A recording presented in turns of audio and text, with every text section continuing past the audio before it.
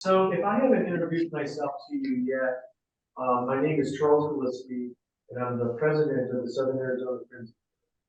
And we are very happy to have you all join us as we embark into our third session of looking at the Red Book. This is the third session out of 4 that Southern Arizona Friends of Jung is sponsoring. Could you start the slideshow? That is quite extraordinary. It is. Now, if you've been with us from the beginning, you'll notice that is a strikingly different kind of image than what we've been working with. The paintings in the Red Book start as being very representational. And then as you enters into the journey, inner psyche, the paintings start becoming more like this, which I would describe as impressionistic. I'm not exactly sure how to describe it. And as he journeys further into his psyche, we're going to get into completely abstract paintings. It's going to be very divorced and separated from the rational and conscious world. Any reactions to that? I'm curious if there's anything you want to share already, just looking at it.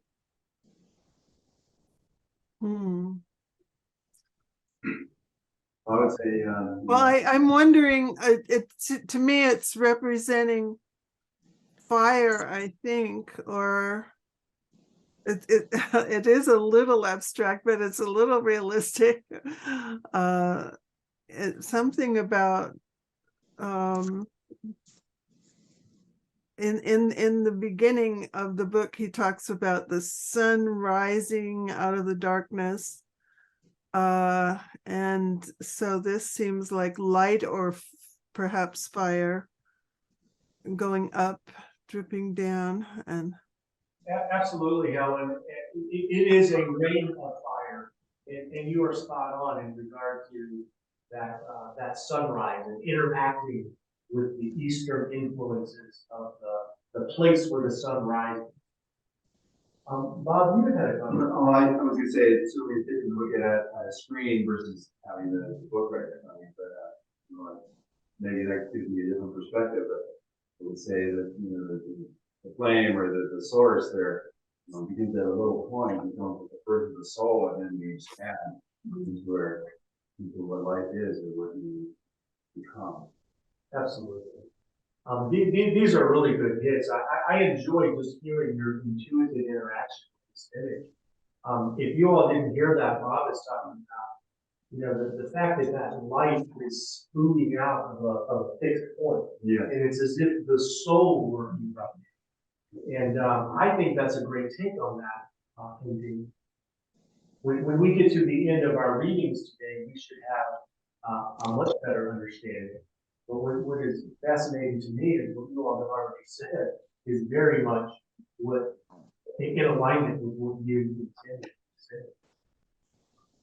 I'm interested in what you said about the East, because the blue background in the bottom half is like Muslim tiles or Islamic art of the East, and then somebody in a prayer position, almost like they would be if they were Muslims, on a rug. So absolutely, as if it were the Islamic tradition of bowing to Mecca, and it is very Middle Eastern in its design, and that is a part of the journey that Jung is on in his psyche in the Red Book, is moving from the West and heading toward the East, and all of the influences of the East.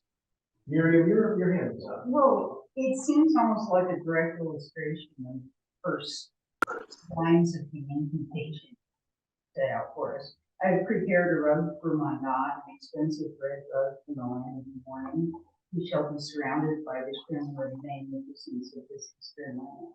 And there's like a red rug, and absolutely. Okay, you guys are jumping to the head of a class here. I better hold on and get the reins here, because you're exactly right. Yeah. That is going to be what's depicted in the incantation.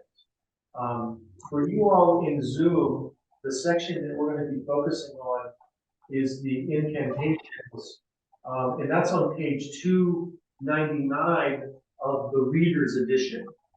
So that's what we're going to be reading in its entirety today. Now, before we start, I would like to give a little bit of a background to people who haven't been here with us. Kathy, if you could go to the next slide. Okay. Oops. That's back. I think you're right there. Right there. Good. Okay, so folks, one of the things that I want to review is what I call the 3 orientation points. And the 3 orientation points that I mentioned the last 2 classes, the first one is understanding how the book was made. It's very important in regard to understanding Jung's intention. The second orientation point is really, I think we have somebody that's on open mic. Yeah. Mute. That might help. Oh, thank you. Okay. All right.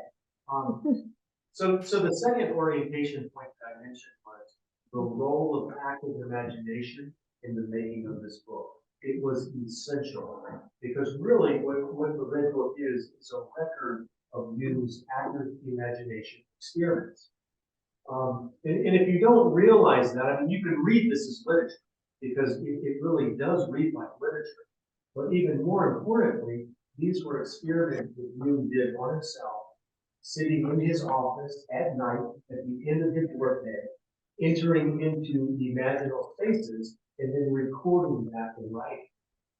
Now here's a quiz for people that have been here before. Do you all remember where he originally wrote the results of his active imagination experiments? The black books. Look, these people know what's going on.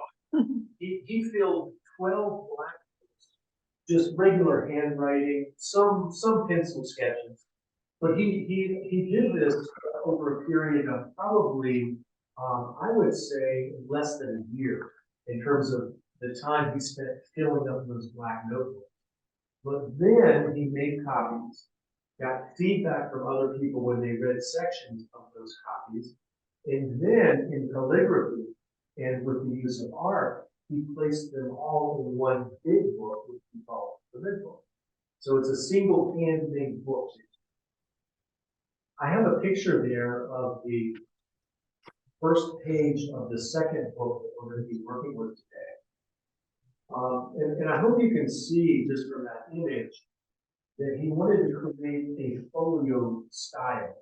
In other words, this is the kind of book that a monk might have made in the Middle Ages of Europe, where he has very fine calligraphy. He has those drop caps where the first, letter of the title is going to have a very beautiful ornamentation on it.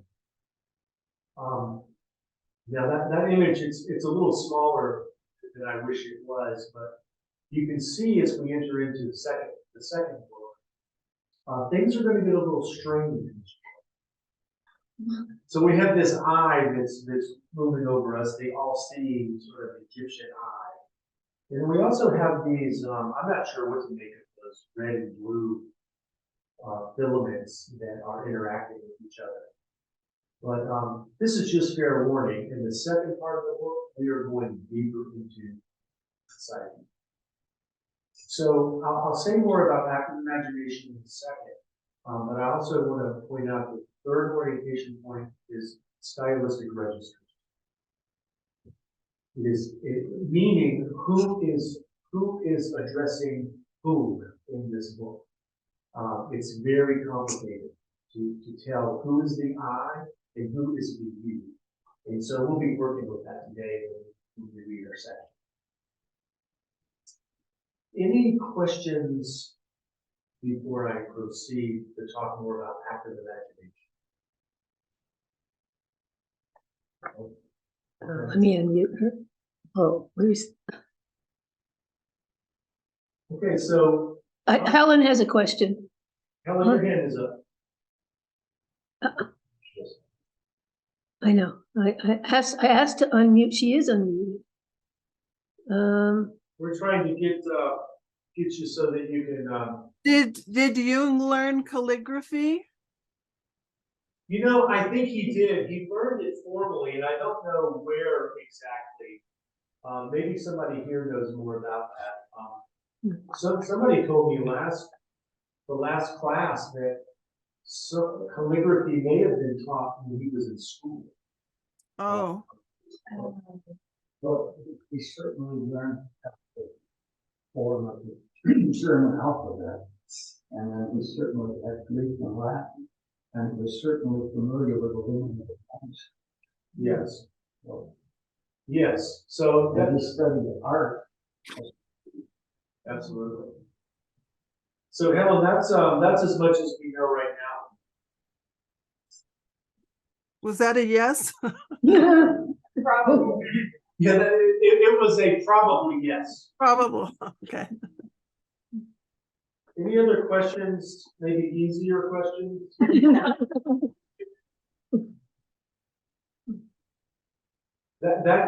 know, Dan mentioned Latin and Greek. That what we're looking at is in Latin. The script that's up there on the screen. Section 2 of the Red Book starts with Bible verses from the Old Testament that were translated into Latin. So in the Red Book, you'll see Latin, you'll see Greek, some English, and then mostly the German in various forms. Okay, how about we go to the next slide? So I'm just going to repeat a quote by Christina Morgan, one of Jung's patients, and I reference it in the reader's edition. It's on page 75. Jung was explaining to her, according to her, how active imagination could be of use. And he was telling her that, you know, one gets in a relaxed state, one gets in a hypnagogic state, or what we would call the alpha state of consciousness. And then he literally said to her, now, when you see these images, you want to hold them and see where they take you, how they change. And you want to try to get into the picture yourself to become one of the actors. When I first began to do this, I saw landscapes. Then I learned how to put myself into the landscape, and the figures would talk to me, and I would answer them. And this is exactly what happens in the Red Book. Jung gets into a landscape, and he journeys through the landscape. He encounters all sorts of characters. He talks to them, and then they have extensive conversations back and forth. So that's essentially I guess you would say the conceit in which the Red Book is constructed. Any questions about active imagination before we proceed? Christine, or I have a question. Does he actually use the term active imagination? you know, that's a good question. I think that he does. I think that is his term.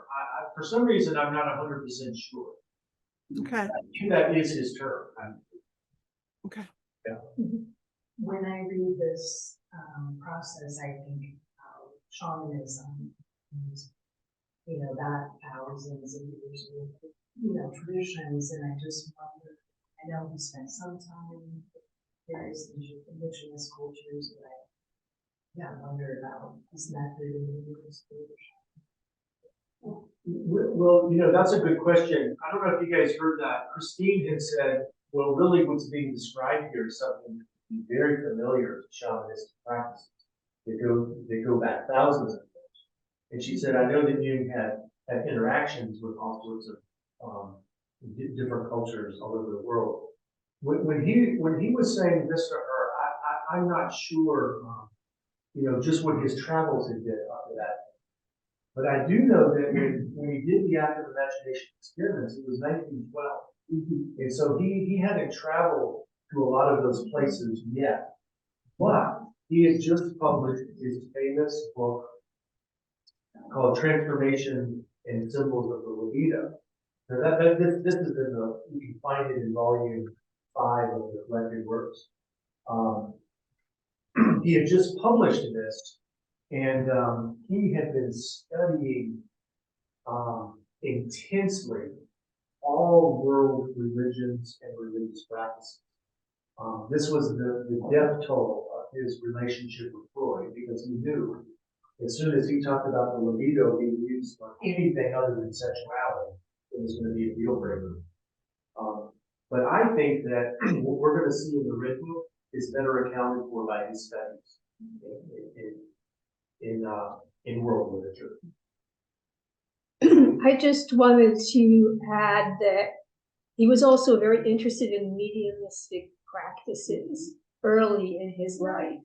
And so that kind of channeling from another dimension was something he was familiar with. Absolutely. Captain mentioned mediumistic studies. That was his thesis, essentially, when he was in school, was studying a relative who claimed to be a medium. He was so interested, he turned that into his project. Was this after, when he had the involuntary experiences of Europe covered with blood, and that just hit him, he wasn't looking for them? Were they before he started doing this? This was all at the same time. Ah, okay. This was a time in his life when he was having a lot of intrusive visions himself. And as it turns out, these were anticipatory visions where he was seeing the coming of a world war, having all of these experiences that, as it turns out, became reflected in the politics of Europe. So he was kind of trying to tame the experiences he was having already. I would say it's an interesting debate. Was he trying to tame? I would Or say at least to manage to cope with. I think he was trying to channel. And of course, he knew that this was material from the unconscious. And so I think the Red Book is his attempt to, let's find a container for this thing before it destroys me. Yeah. Okay, let's see the next slide. Oh, Rita, you're him. I might explain this.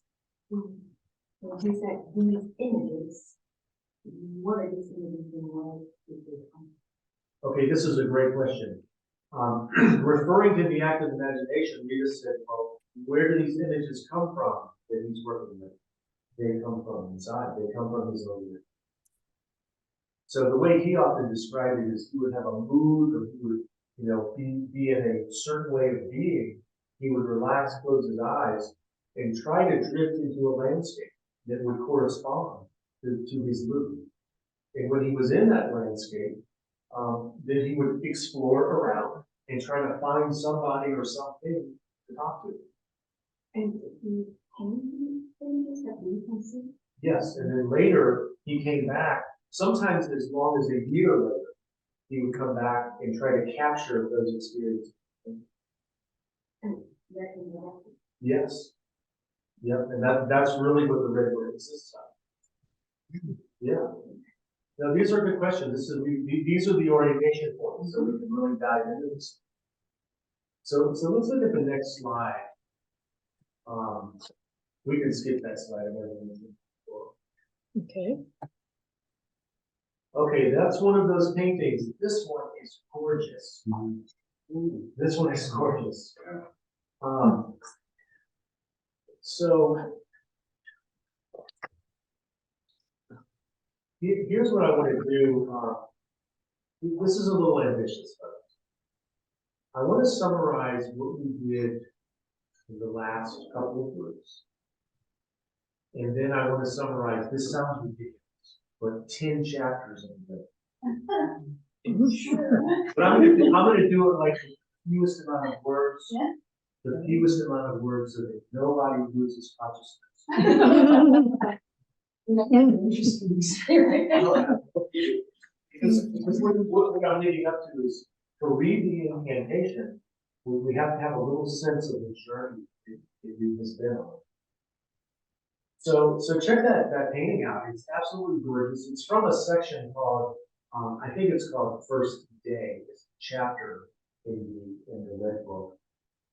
But the landscape, if you all remember, landscape that you entered into, he said, I have lost my soul. I have given myself to science. I have become a one-sided man. When he entered into his imaginal realm, he entered into the desert. And that was the place he wandered out into to reclaim his soul, or to refine his soul. It is interesting to me that all the wise men that from major world religions, when they went into nature, that's where they went to, right? They went to the desert. We see this. Muhammad went to the desert. Jesus went to the desert. Buddha would have gone to a desert area. So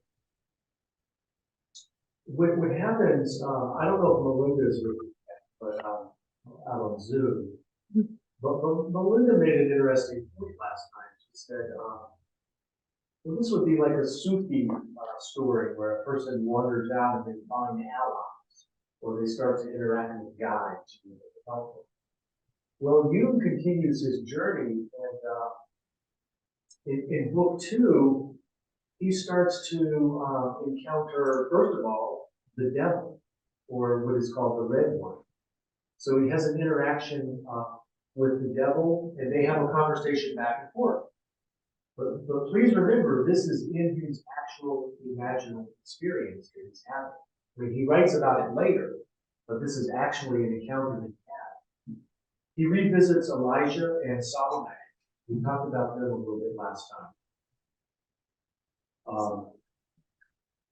Just to give you a prelude, when he talks to Elijah, who is the scholar, and Salome, who is his blind daughter, when he encounters them in the second part of the book, he starts to explore the masculine and feminine aspects of himself and others. And I know this will sound familiar to you. This is the anima animus that he later cultivated and developed. Well, let's just make a note that he started this in the active imagination exercise, working with Salome and Elijah. He encounters a man named Ammonius, who could best be described as like a desert, kind of like the desert fathers, living in the Syrian desert. So he encounters this mystic and has interactions with him.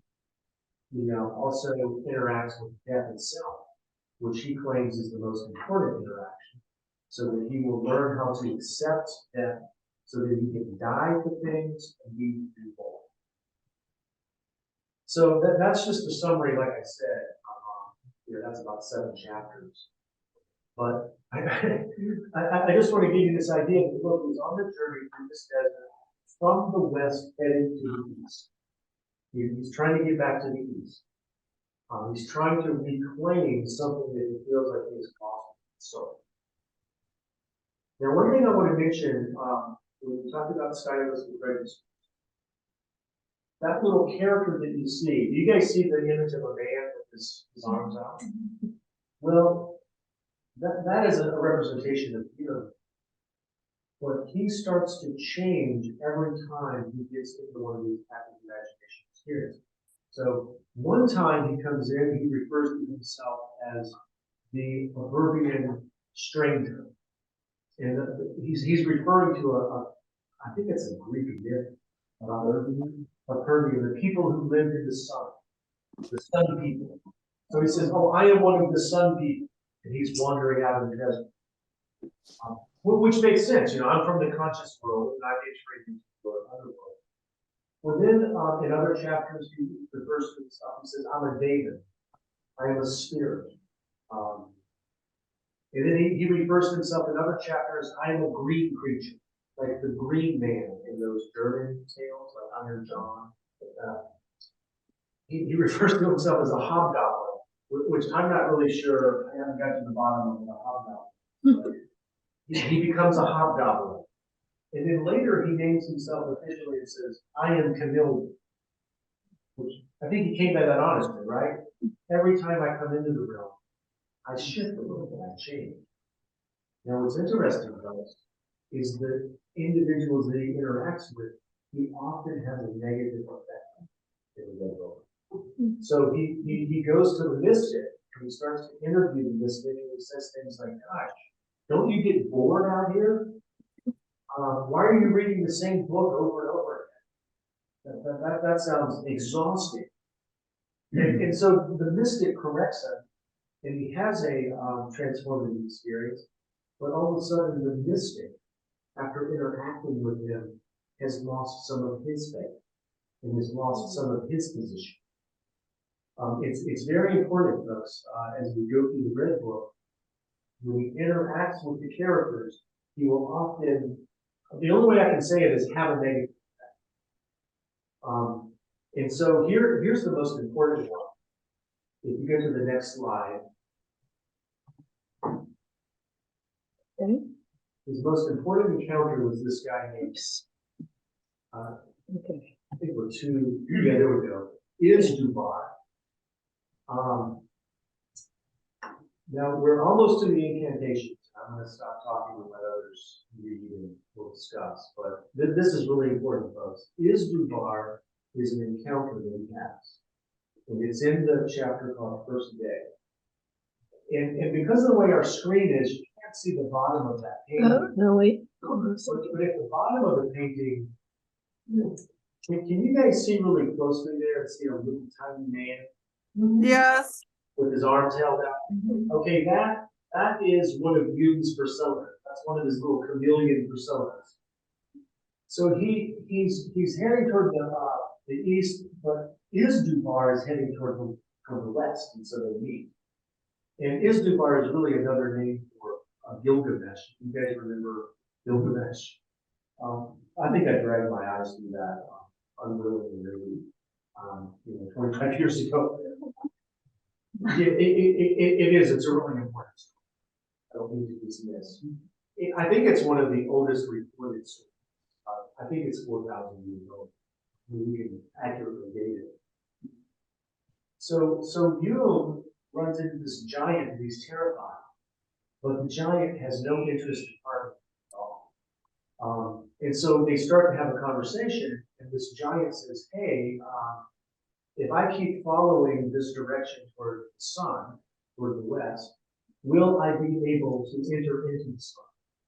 And the little character of Jung says, well, no, it doesn't work that way. You don't just keep walking west and go into the sun. And this guy says, well, if I go in that direction long enough, could I achieve immortality? And Jung says, no, it doesn't work that way. There is no such thing. Well, the more they have a conversation, the sicker this giant becomes.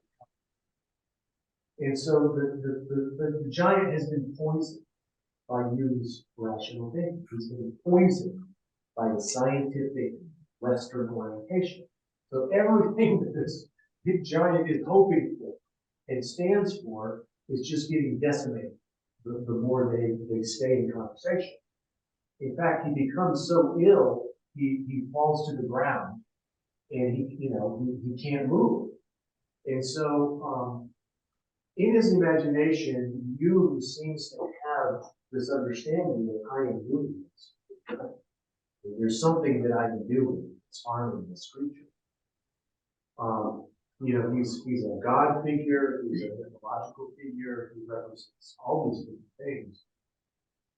So the character of Jung is bereft in the imaginary experience. What am I going to do? I think I killed this thing.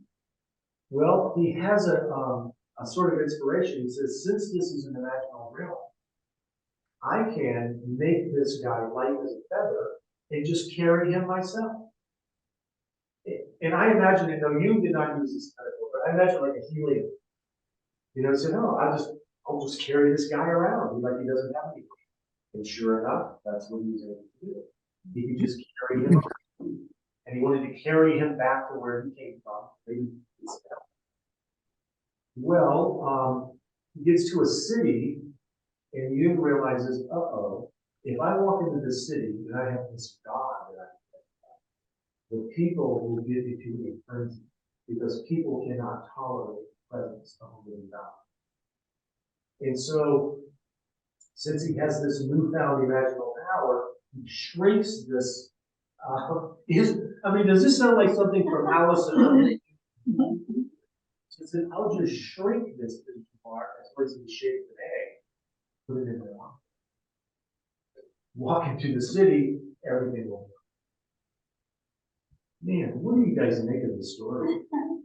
Because it's important to the incantations. What does this mean? You can do anything with your imagination. Yeah. Yeah, there's a newfound power that's given them. Yeah, and if it's in the imaginal, it's possible. The power of myth and beliefs. I think in the future, because that's my orientation, science, claim to objectivity, but is there some kind of And some, motive? Is there something else? Yeah, poison. Yeah. In some way else, in your consequences, there's some kind of thing who's receiving. Oh, interesting. He ends up with magical thinking or magical mindset because he's, oh, okay, I can do that. And this is the opposite of what he was saying to the giant, which is nothing self-worth. Oh, okay, this is fascinating. So he has to go against his own orientation, right? It doesn't have to be scientifically possible. It doesn't, that way of thinking that is killed, but it was almost killed the giant. Well, maybe I can participate in some of this unrealistic, thinking as a way of changing, transforming. Yeah. In the interest of time, let me read to you a quote from the Symbols of Transformation in regard to what Jung himself said about the hero archetype. Because I think Izdubar, among other things, is a hero archetype. And so this is from the volume 5, and it's paragraph 516. That's how the collected works are usually cited. So it's volume 5, and it's paragraph 516.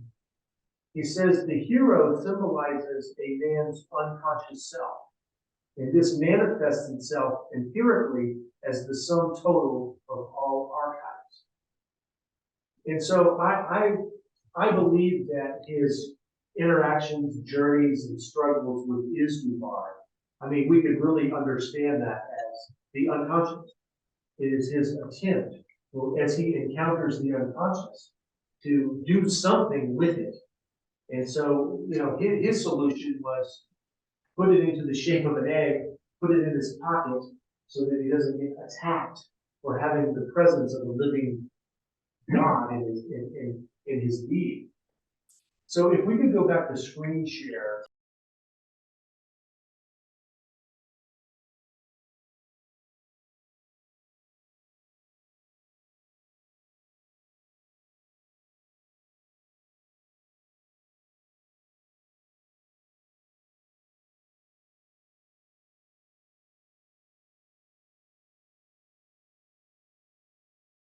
Okay, let's go to the next slide. This is a beautiful painting.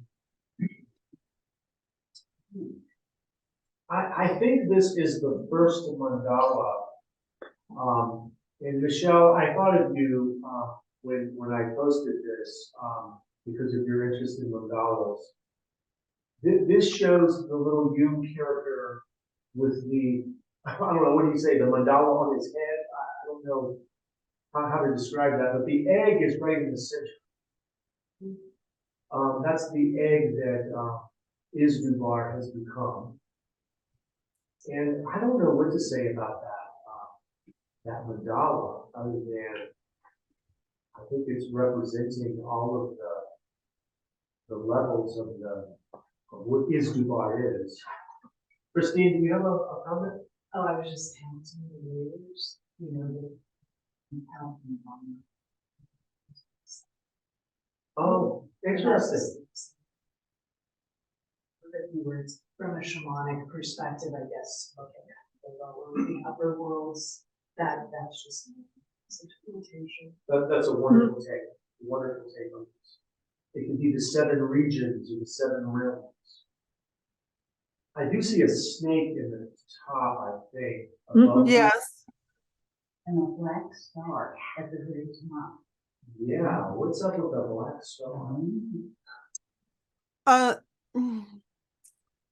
To me, it looks like a combination of Islamic and tribal kind of symbology, symbols, almost like writing, but not writing. Yes. But the Islamic writing is an art form in itself. Absolutely. Also reminds me of like a totem pole. Yes, it does have that feeling. I think it also has the feeling of some of the Egyptian, Yes. not hieroglyphs, just their flourishes, their artistic flourishes and borders. And again, in symbols and transformation, we studied a lot of religious iconography from all over the world, and we see it projected here as painting. It's kind of interesting that there's the quartering, and yet it's not complete. There's like 2 lower quarters, but the brightness is only on that. Am I making sense? Oh, absolutely. It is a golden, almost cross. Mm-hmm. The snake is at the top. Mm-hmm. Yeah. There's multiple crosses. Really. Yeah, there are. You're right. Mm-hmm. There you go. We got a circle within a circle. We get multiple crosses. Absolutely. Doesn't it also remind you of the left and the right hemispheres? Okay. Rita is saying left and right hemispheres of the brain. And how about left and right hemispheres of the world?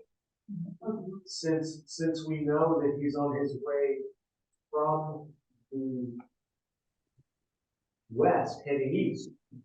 Okay, what Anne just asked is really important, folks. She said, well, are these paintings of what he saw, or are these paintings reflections of what he saw, or renderings? I think it's the latter. Okay.